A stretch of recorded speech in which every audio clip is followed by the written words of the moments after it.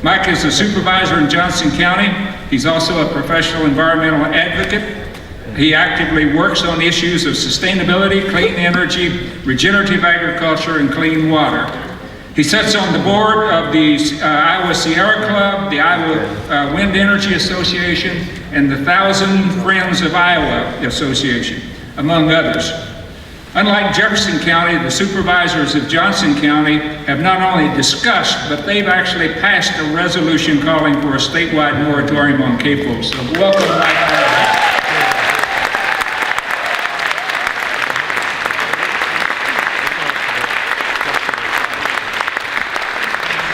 Thank you, and it's great to be here. I'm from the People's Republic of Johnson County, so I feel quite at home in Fairfield. There's just as many Priuses here as in Johnson County, and maybe even more electric cars than I drove my Volt down here. And so I'd like to thank Diane Rosenberg for inviting me down here, and also for putting me after Alan. It's a hard act to follow. So thanks, Diane, and what a great work she's done, not only with JFAN, but with the Iowa IARA and all the other work that you have done. I first became aware of JFAN maybe 15 years ago or so, when I think you were, a gentleman named Dave Murphy was working to fight CAFOs, and I think he was actually employed by JFAN back in the day, and he was a CAFO fighter like none other. And he taught me one thing, as every time you go out to a restaurant, you ask them, where do you source your meat? And I didn't understand that for a while, and then he kept doing it and kept doing it, and if they had CAFO meat, he wouldn't eat it. And so we started going to all these restaurants, and they were a little bit more expensive, but they sourced their meat locally, and it was grown from farmers like Chris Peterson and from Nyman Ranch, and so it was non-CAFO meat. And so I actually grew up in Benton County. My dad was a large animal veterinarian, and I tell people that I wasn't raised on one family farm, but I was raised on 100. Because I was with him all the time after school and on weekends, and I was the pig catcher. I was the one that had to go out and catch the pigs and hold them up like this while he castrated them. And that's what farming's all about. And I know what a farrowing hut is. And they don't have those anymore unless you raise your pork sustainably, like Chris Peterson and the Nyman Ranch stuff. So I grew up not only catching pigs and baling hay and everything else, but I grew up skinny dipping in the creeks and the ponds of Benton County, Iowa. And it was a wonderful childhood, and I spent a lot of it on those 100 family farms. But I learned a work ethic from them, and I also learned a conservation ethic. Those farmers took care of their land, and they took care of their animals, and they treated them humanely. And it was just a wonderful thing to learn. I was also a Boy Scout, and I learned a lot about conservation there. And then I went off, and we moved to Iowa City, and I became kind of a dope-smoking hippie and a few other things. But graduated from college, moved to California, moved back, and I was an antique dealer for many years. And then in the year 2000, Al Gore changed my life. I was a political activist, and I always backed the winner of the caucus. And I think in that year I was behind Bill Bradley. And Johnson County was the only county that he won in Iowa. And but then I backed Al Gore, and I said, well, he's got a book, I should read that. And it was called Earth in the Balance, and it was about global warming. And I had never even heard the word global warming before. And then I realized that global warming was the issue that was going to be the defining issue of our generation. And I realized that I needed to do something about it. So I quit my job as an antique dealer and became a professional environmental advocate. And boy, it was a good decision saving the planet, but boy, that didn't make any money at all. It was a struggle. So I also started getting involved in renewable energy and then sustainable agriculture. And I got involved with this group called the Iowa Renewable Energy Association, and through that, I was awarded a seat on the Iowa Farmers Union. This is where I met Chris Peterson. And they were fighting for sustainable and regenerative agriculture and doing agriculture the way that I grew up learning it. And so it was such a wonderful thing to do that, to sit on the board of the Iowa Farmers Union. And then I got to meet Dave Murphy and meet the people from JFAN and everything else. So I then became a professional lobbyist, an environmental lobbyist, and I spent a lot of time up in Des Moines. That's not a great place.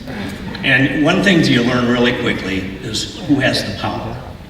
And who has the power up in Des Moines? It's the Iowa Farm Bureau.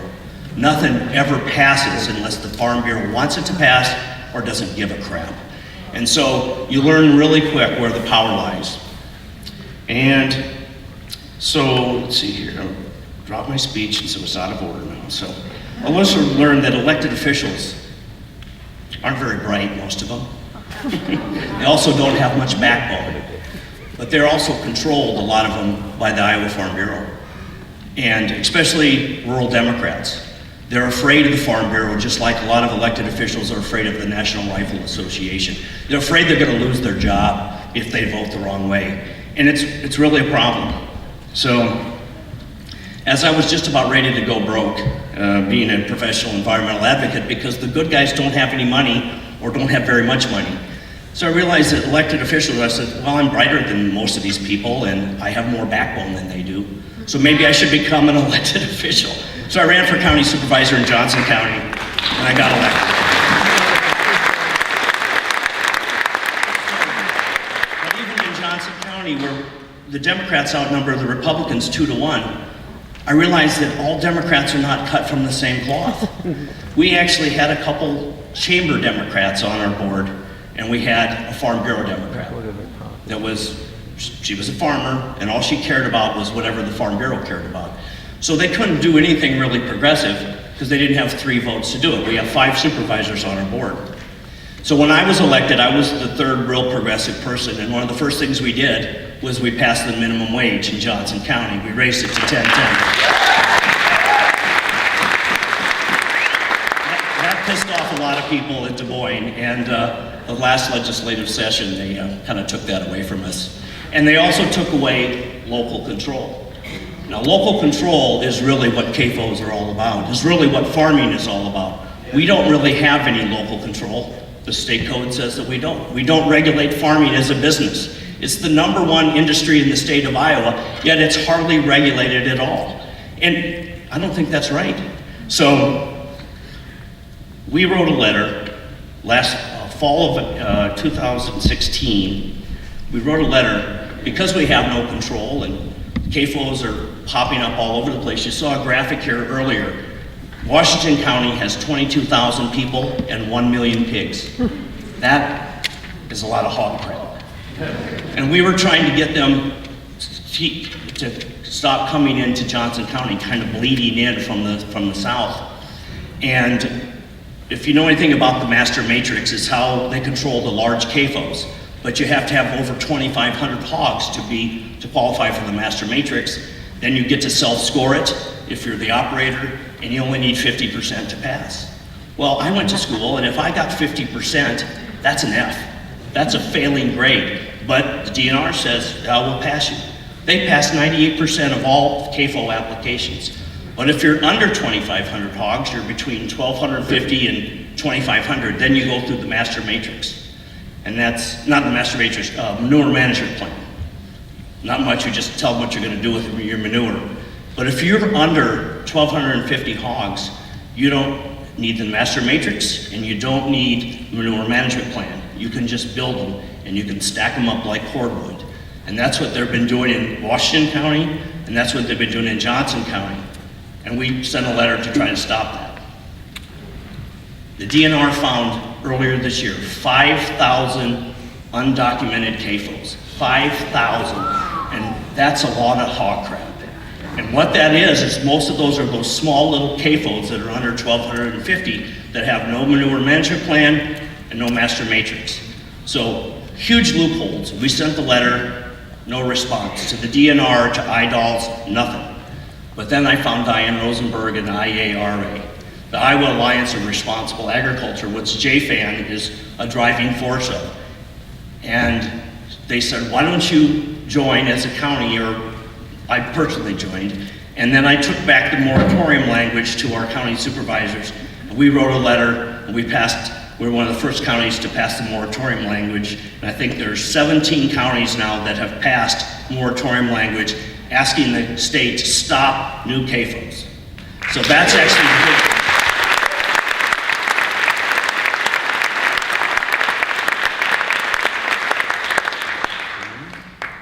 So I also am a proud member of the Iowa Citizens for Community Improvement, Iowa CCI.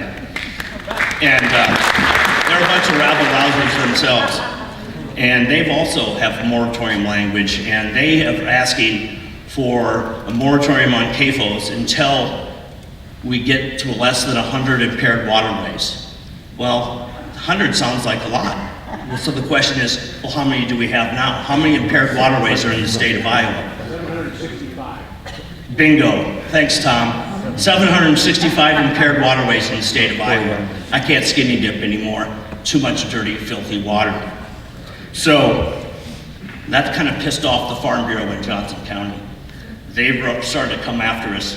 They said, why do you use all this bad language? Factory farm, industrial agriculture. And I said, that's because that's what it is. That ain't farming. I grew up on a farm. I grew up on 100 farms. What you're doing is not farming. And we all know that. It's industrial agriculture, it's factory farming. They don't own the hogs. It's wrong. Iowa has 23 million hogs and only 3 million people. A hog produces about 7 times as much solid waste as a human every day. So there's 7 times as many hogs as people and producing 7 times as much solid waste. That's 49 times as much manure per day that hogs create than we create. That's a lot of hog shit. I'm sorry. That is, we need to do something about it. And what we really need to do is we need to start electing officials that have a backbone and that can stand up to the Farm Bureau.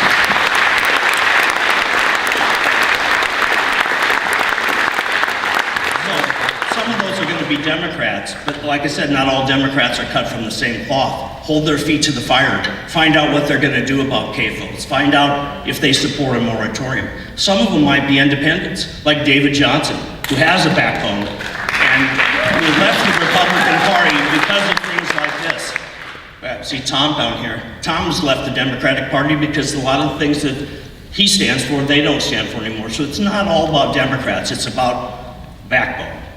And what also need to do is need to get involved in every election. In Johnson County this year, there were 52 open seats in school board and city councils. That's where our bench comes from. That's where our next elected officials at the State House were. I see Mr. Miller right here. Congratulations to him. He's a large animal veterinarian. He knows what I'm talking about. So the Republicans have done that for years. They've got their bench. They've run people I don't necessarily agree with, they don't believe in climate change and they don't believe in evolution and they don't want that stuff taught in their schools, but they run their people for the school boards. They run them for city councils. And then those people eventually get to the State House. But we need to start running people that have a backbone on those races, in the city councils and the school boards. We need, if they're running for dog catcher, we need to elect progressive people that have a backbone that'll stand up to the Farm Bureau. So, one of the most important races that's coming up is the governor's race. So we also need to elect really bold progressive people to be a person to be the next governor of the state of Iowa, because we need to stop a lot of the stuff that's coming. Right now they have the trifecta. They have the Republicans have the House, the Senate, and the governor's office. The first thing we can do is elect a Democratic governor with some balls. And then we can stop some of the bleeding, we can stop some of this other hog shit that's coming down. Excuse my French, but my mom wouldn't be happy with that. So, one of the things is, even the Des Moines Register agrees with that, and someone already put this up. Iowa needs to put pigs over people, but it also needs to put pigs over profit and over politics. The people need to have their voice, and you are that voice, so get going. You need to vote in every election. So the Farm Bureau also has something, a little campaign called America Needs Farmers. This is what the University of Iowa football team wears this on their helmet.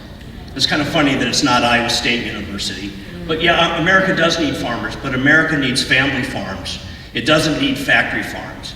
So I'd really like to redesign this logo and either put a slash through it or put 2 F's. America needs family farms. And that's what we need. We need to get back to farming the way that I grew up farming, the way Alan grew up farming, the way Chris Peterson still farms. Because, God damn it, I want to go skinny dipping again. That's all I got. Get out there and vote.